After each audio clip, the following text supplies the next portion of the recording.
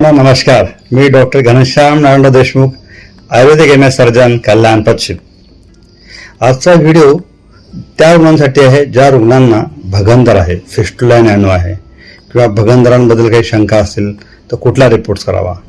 तर हा व्हिडिओ करण्याचा उद्देश असा आहे की मागच्या आठवड्यात जो एक पेशंट आला होता त्या पेशंटला भगंदर होता, फिस्टुला, आणि सिंपल फिस्टुला होता, लो ॲनल फिस्टुला होता, फार काही कॉम्प्लिकेटेड फिस्टुला नव्हता. तर रुग्ण आला कशासाठी? डॉक्टर साहेब, आम्हाला एका डॉक्टरने सांगितलं तुम्हाला भगंदर आहे, फिस्टुला आहे आणि ॲडमिट व्हा, ऑपरेशन करावं लागेल. तर थोडी आम्हाला शंका आहे, फिस्टुला आहे का?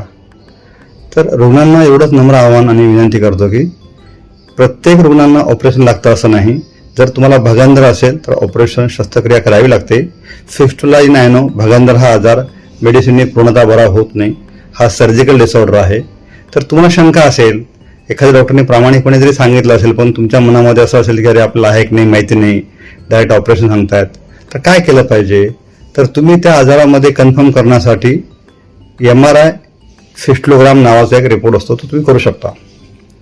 फिस्टुलोग्राम एक्सरे पण असतो, त्या ठिकाणची सोनोग्राफी पण असते, पण सगळ्यात बेस्ट रिपोर्ट ऑथेंटिक काय असेल, प्रिसाईज डायग्नोसिस आणि तुम्हाला कन्फर्मेशनसाठी, तर फिस्टुलोग्राम MRI. तर नॉर्मली प्रत्येक भगंदराच्या रुग्णाला हा MRI रिपोर्ट लागतो का?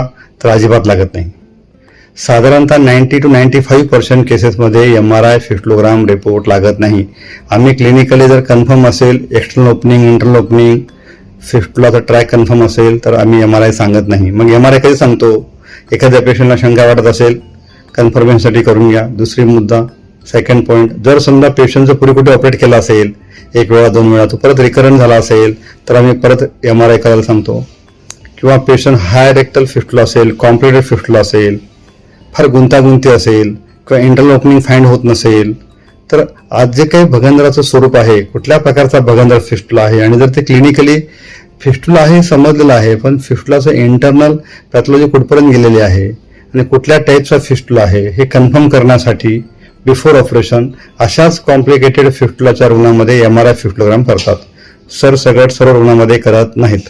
त्यामुळे काळजी घ्या. धन्यवाद.